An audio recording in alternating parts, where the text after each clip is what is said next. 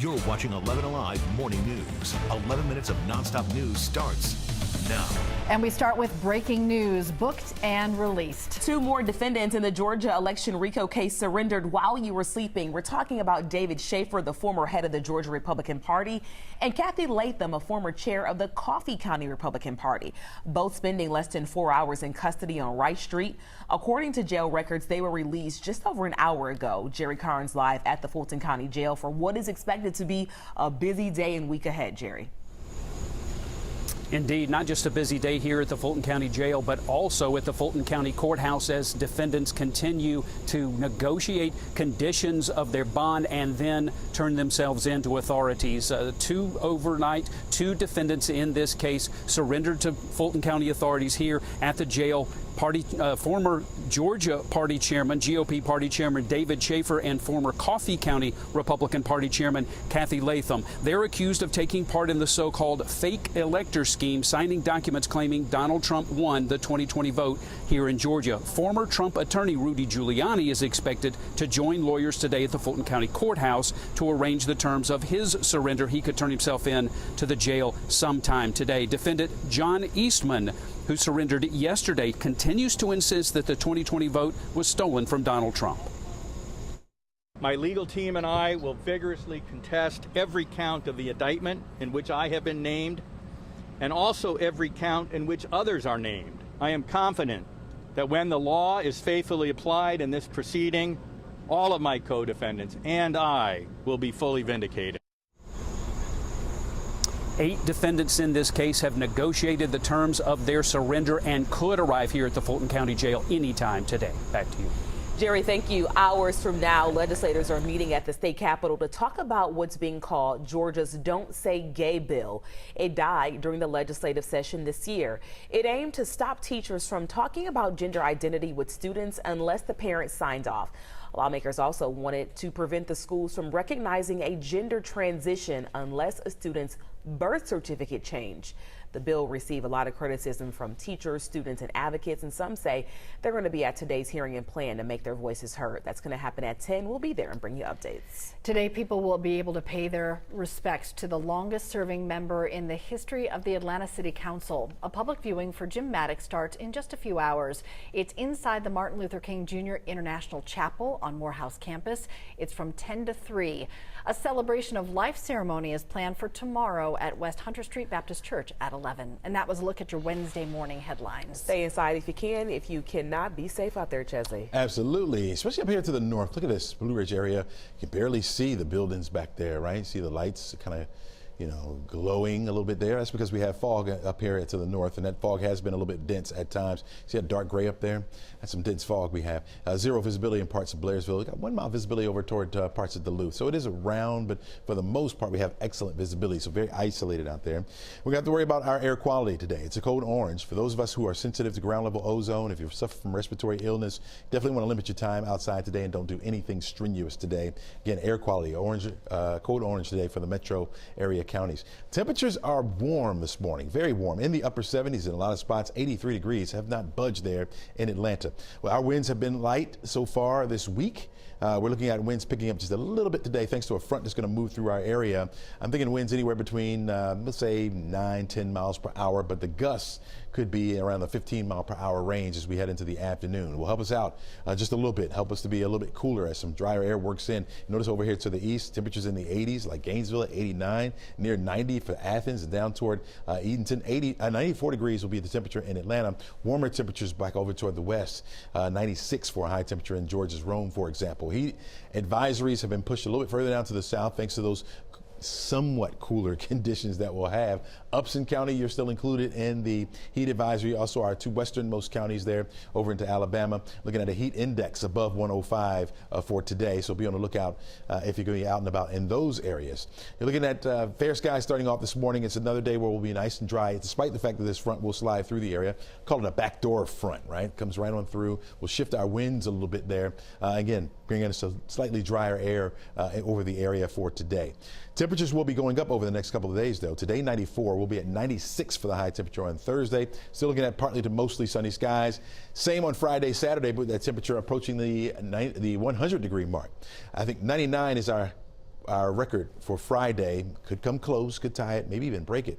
98 degrees for the high on Saturday. Changes come by Sunday. We'll get a little bit more in the way of clouds in, 20% chance, which is low for a stray shower or two. 93 for your high, and then back to the 80s by Monday and Tuesday with a little higher chances for the rain coming our way. This morning, a Metro Atlanta teen is in ICU after being shot outside of a high school football game in Clayton County. We are hearing from Isaiah Thomas's family that he may have been paralyzed. Ariana Manise is following the story for us. Ariana, here's a student who just wanted to be at a game with his friend, and we're hearing that Thomas was shot as he was leaving that game. Yeah, that's right. In his family, they describe this as a life-shattering moment. They say that although doctors say he may never walk again, he says they're praying for healing. I was heartbroken. I didn't know exactly what had transpired. It's a Friday night 18-year-old Isaiah Thomas's family will never forget. I got the phone call. I just heard that he got shot, and so I was hysterical. Isaiah's mother, Taisha Bussey, says her son was leaving the Jonesboro and Mount Zion High School football game at Terrace Stadium when he was robbed at gunpoint. He didn't have anything. He had $100, $120 on him. They didn't rob him or anything other than his life. And before he knew it, his sister Tatiana Bussey says he fell to the ground. He first fell to the ground, like he was conscious, so he didn't really understand what was happening at first. The Dutchtown High School senior was shot 3 times in his shoulder, lung, and spine. His 13-year-old brother standing right next to him when it happened. When he fell to the ground and was on the ground bleeding, and my son was there to help him, to hold and embrace him. Isaiah and his brother remember the gunman, who has yet to be arrested or identified, as a young man with braces.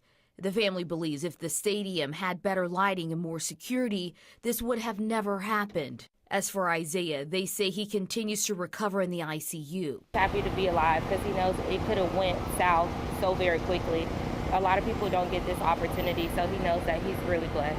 His family says he loves playing basketball. He's been playing since he was 12 years old, and his name says it all. His dad actually named him after Isaiah Thomas. Doctors now say the teen will likely be paralyzed, but the family says they're staying strong for him, hoping for healing for the high school senior to walk again. We want to make sure everybody pray for us, pray for Isaiah, pray for healing.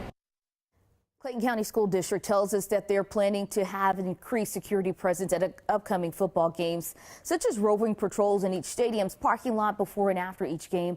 Also, district leadership has been meeting. They will have a meeting to consider new strategies for upcoming games. Meanwhile, the family, they set up a GoFundMe to help with medical bills, and we have a link to that on our website. Back to you. All right, thinking about Isaiah and his family, Ariana, thank you. Passengers in need of medical attention will now have a place to get it at Hartsfield-Jackson International Airport. They're saying it's the first of its kind at a U.S. airport. The airport unveiled the new on-site triage center on Tuesday. Atlanta Fire Rescue will oversee the center. It's on the domestic third-floor atrium, so now if you get sick or hurt at the airport, there's always help close by. Only 10 days until kickoff at Sanford Stadium for the Georgia Bulldogs, and Athens is one of the most popular places to see a game in all of college football. We know why. National champions, of course. Based on StubHub's ticket sales, the Dogs have the 6th most popular ticket this season of all the home games. That matchup against Ole Miss, that is going to be a big one, the top-selling ticket this year. Dogs fans, they travel well, too. UGA fans will travel 3rd most of any school this season. And the Dirty Birds have wrapped up the 2023 training camp in Flowery Branch. They're getting ready for their final preseason game. The Falcons will take on the Pittsburgh Steelers tomorrow night at the Benz. This morning, we don't know if any of the Falcons starters will play, though, at all during that game. But it won't be too long until we see them in action on the field week 1 against the Carolina Panthers. All right, we are looking at temperatures slightly cooler. Now, I hesitate to say that a bit because it's still going to be hot out there. 89 degrees will be our temperature by noon. We'll start to see some of those cumulus clouds developing with the daytime heating, but no rain coming out of those clouds. 94 degrees will be our afternoon high. I'm going to call it hot and a touch breezy at times for this afternoon. That'll be a welcome change for us as well. 90 will be your temperature by 6 o'clock. We'll be seeing partly to mostly sunny skies for the rest of the afternoon, and it's going to remain that way for the next couple of days, but temperatures will be warming up closer to 100 by Friday and Saturday of this week. And coming up right now, we have the story of 2 young journalists who just so happen to find love in the same industry. Local 3's Riley Nagel joins us in the studio with a special report. A very special report this morning. Their love story is taking over the internet as this Chattanooga anchor quickly found herself as the headline in her own surprise proposal. The lovebirds met while working together at an NBC affiliate in Montana, and then they've had their journey together in television news. And then he said, you know what? Let's keep this thing going, girl. Let me make you my wife. She put that hand up there with those nails freshly done, and she said yes. Sweet. I love what Cutting onions. Gotta love love. You gotta love love. I like that she didn't read ahead in the teleprompter, so she's reading it like. They slid that in? What? Yeah, the surprise in her voice. Love Doctor, you like that, didn't you? What are you thinking? I don't know what to think. I'm not sure. But beautiful. It's a beautiful proposal. Yes, the indeed. Love Doctor Yeah. is taken by surprise. Yeah.